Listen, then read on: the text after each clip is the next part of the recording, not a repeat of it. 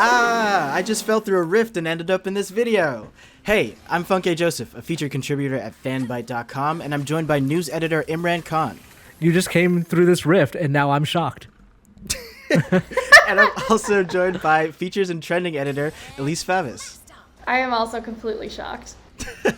Perfect. Well, today we got another First Byte preview. You already know what it is. We'll be diving into the upcoming PlayStation 5 exclusive, Ratchet Clank Rift Apart.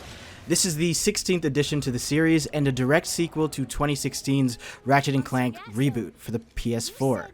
Elise and Imran have been playing this game for almost 2 weeks now, and right now we're looking at some footage that Elise captured early on in the game. So folks, where are we? What is going on? And who is this Lombat? So, as you mentioned, this game is a direct sequel to the last one. Ratchet and Clank are back from not being heroes for a while, and in the time that they weren't heroes, Clank built a Dimensionator, which lets them travel between different dimensions. Because apparently, I've not played every Ratchet and Clank game, so I can't really speak to the backstory of it, but Ratchet wanted at one point, or discovered that other Lombaxes are in different dimensions. So Clank wants to help Ratchet go find them.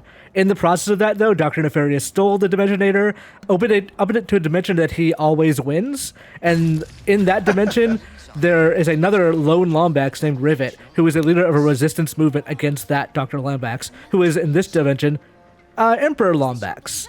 So she is the heroine of the story, and like I said, her name is Rivet, and they are now working together to get the Ratchet, Clank, and their Nefarious back to the original place they came from. Okay, that's a really fun setup for a game. I really like that, like a world where the villain always wins. Mm-hmm. That is tight. A little while ago, we saw a bunch of footage of Rivet from the State of Play, but how big is her role in all this? You called her a heroine just now. Are you playing mostly as her or Ratchet? It's pretty even, I'd say.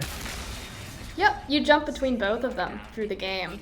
So I'm about, I guess, 5 hours in at this point, and yeah, so far it's been pretty much equally splitting the roles between the two of them.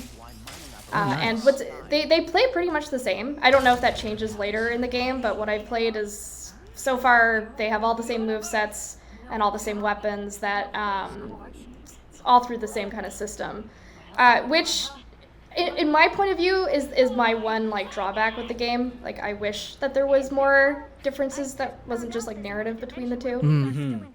No, yeah, they stay entirely the same through the entire game, and it's like, even when it doesn't make sense, like one will pick up an item that the other one just doesn't have, but they will just have it. And I'm like, yeah. I understand why they did that from a gameplay perspective, but from a narrative perspective, it's not always logical. But it's like, this is a cartoon, and they're not really trying to make narrative sense. It's just a fun little romp that actually, at some point, does become narratively interesting. But I'm trying my best not to say riveting. But it is, I think this game actually has a pretty interesting story, and more so than the movie tie-in Ratchet & Clank, the 2016 game, which really? was just a movie tie-in. It was just a remake of the first game. But I think this game is pretty much better in every way, I'd say. Mm-hmm. It plays really well. So I'm relatively new to the Ratchet & Clank series. I played a very small amount of the 2016 game. So I'm pretty much based deciding that this is my entry to the series. And yeah, the best way to describe it is like you said, it's like a cartoon. It's like a playable Pixar movie. And the cast is really good. I was surprised that this is Jennifer Hale as Rivet, yeah. Right? Just the range in her voice. She sounds so young to me, and she really does an excellent performance. Yes, and y'all can listen to her on 99 Potions on fanbyte.com. Listen to the podcast. They interviewed her. That's true. Yeah, we talked about Mass Effect and a bunch of stuff. Nice. I'm actually kind of surprised that Rivet and Ratchet don't have separate powers or something. I guess I just assumed that one would have a certain ability and one would have a different one. But yeah, that is cool that I guess everything is available at once. Yeah. For both. Yeah, so the way it works is throughout the game, you can go and buy weapons, usually at the start of a level or in the middle of a level. There'll be these intervals where you can go and just like buy the equipment that you need. And everything you buy will then be like available to both of them. Like I said, though, I kind of wish that there was more difference between them. I will say, like, course. there's a lot more mobility, like, options for the character. Like, compared directly to 2016, like, there was, in that game, there was, like, a double jump and stuff like that, but this one, it has, like, dashes and, you know, air dashes and things that, honestly, like, I'm pretty sure I made jumps and got to things the game didn't want me to get to, because it was just so easily able to do stuff that it didn't necessarily play. Like, here's a jump that, theoretically, you should not be able to make, like, where that's blocked off right there. But with enough of the mobility items in the game, you could actually make that. Nice. Yeah, that was actually my next question. How does Rift Apart build off of the movement and combat from 2016's Ratchet and Clank? Like, how much more... What are they implementing to, like, I guess move around all that much? So, like, there's a dash boot that, like, you move faster while doing it, and since you move faster, you jump further. There is the double jump. There is an air dash. Combining, and like a regular float down move. Combining all that stuff, you get to a lot of areas that you should be going through complicated platforming sections to do so, but you don't actually necessarily need to. You can get the stuff earlier than you should be able to. Yeah, probably my favorite is like these rocket boots, which you'll probably see me use at some point in the video. But it basically, like, you hover just right above the ground and it feels like you're skating across surfaces, and it feels really good, and you can go super fast, and there's like some racing sections and stuff that uses it. It's awesome. Like, that's probably my favorite, favorite way to like move around in the game. That sounds really fun.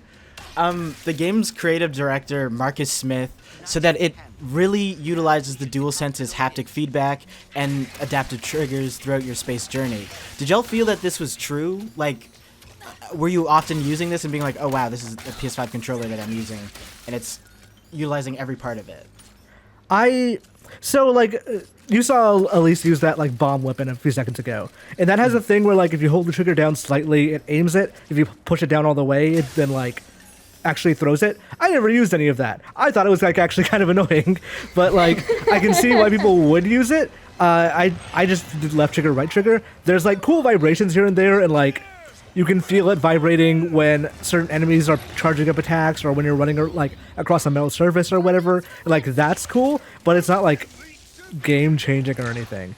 I still think, like, the best implementation of, like, that kind of thing was done in Astrobot. Yes. Yeah, Astrobot. One thing that, like, in comparison to Astrobot that I find somewhat annoying is there's a lot of vibration. Yeah. Like, to the point where, like, after extended play, my hands would feel kind of like numb. Like they would feel tired and numb. Yeah. You can change that in the settings, in like your PS5 settings, for vibration on the DualSense, but like regardless, the like default setting is kind of annoying. Yeah. Like I don't think it's bad, or well, it can be bad varying on person, but like I think it's a kind of a double-edged sword, I guess, that they can do cool things with these, but they can't mandate them because everyone's gonna have different tolerances for them. So Yeah. I imagine that like there's a discussion somewhere of, oh, well, we can make it actually matter this way, but then people can turn it off, then it doesn't really matter at all. So it's kind of like just a fun value add that you can completely turn off or ignore if you want to. Yeah. Nice. And oh, sorry, go ahead. Oh, I was just gonna say, like, I do like how there are certain sounds that come up in the DualSense itself. Like, at one point, Rivet's at a workstation, and there's like a computer, and you can hear like the little clacking of the keys, and also kind of feel the clacking of the keys in your palms. That's cool. Like, I like tiny little things like that. But I don't think it's a game changer in that way necessarily. I think what is a game changer for this game is the way it looks. Like, oh man, yeah. this game, like this is a video, obviously you can see it. This game is incredibly beautiful. It looks better than the 2016 Ratchet & Clank CG movie, honestly. Seriously, okay. That is high praise. It does shine a lot in the trailers that I saw in this footage. Like, the particles are crazy. Yeah, it looks so good, and you just can seamlessly like go from world to world. Yeah. And that's probably the coolest thing is like these are populated worlds too. Like you'll look up and you'll see all these, you know, spaceships going across the sky, or you'll see like crowds of people, and then you'll open a rift and go into a whole other world that's like full of stuff and enemies as well. That's like completely playable.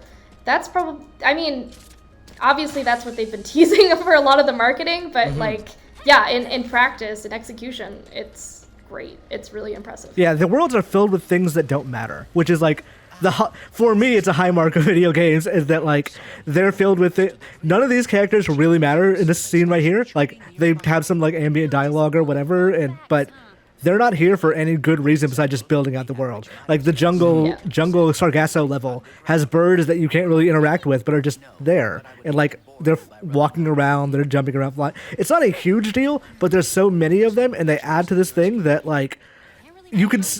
In an earlier generation or other hardware or other games, you could definitely see developers saying, do we need this many birds? Do we need this many people hanging around? But I think here it works out pretty well. Yeah, I don't think we have footage of it in this gameplay, but yeah, those rift jumps seem like they're loading completely new areas almost instantly. That felt smooth, like moment to moment. It does. Like in the first boss fight, the boss, like you get sucked to a dimensional rift and you go fight the boss on a different planet.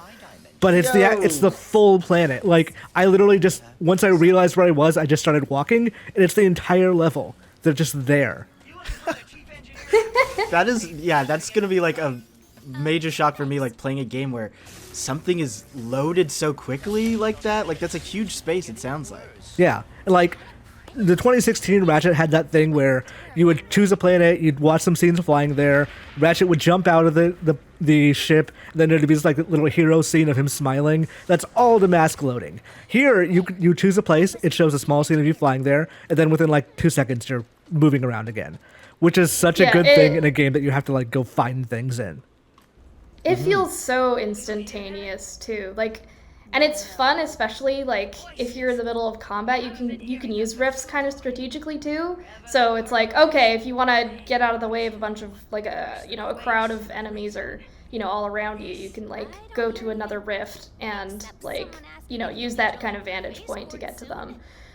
There's a lot of cool stuff like that, but especially in like the early portion of the game, there are just like even during some cinematic sections. It shows you just like jumping from rift to rift to rift to rift, like one after the other in quick succession, going into these different worlds. It just shows like the power of the PS5 SSD. It's pretty impressive. Yeah, and like this level, Blizzard Prime, that Elise is like taking footage of, like this is a level that straight up just has 2 levels loaded in every time, or at all times. So you are just like switching between the 2 levels depending on like when you hit those little crystal things. Which is something that actually takes gameplay advantage of that loading thing. And they're fun puzzles. Like, it's such a creative, like, you need the tech for it, obviously. But, like, it is a very, very cool and creative approach to, like, building puzzles. I've barely played this game series, but you guys have made me very excited to try this game, to be honest, like, on PlayStation 5. I put in my review is basically titled "This is the reason to own a PS5," and like the review should be up at the same time as the video is. But honestly, I was completely blown away by this game. I expected to like it a little bit at least. I really really liked it. I'm like we don't give scores, so I'm not gonna like try and give a numerical score for that here. But if I gave a score, it would probably be pretty high for this game. Yeah, Perfect. It's good stuff. Awesome. Well, thank you both for joining me. Ratchet & Clank Rift Apart drops on June 11th. And everyone watching, what do you think of the game? Let us know in the comments. Also, if you like the vid, smash that hashtag like button and tell a friend. Until later. Peace!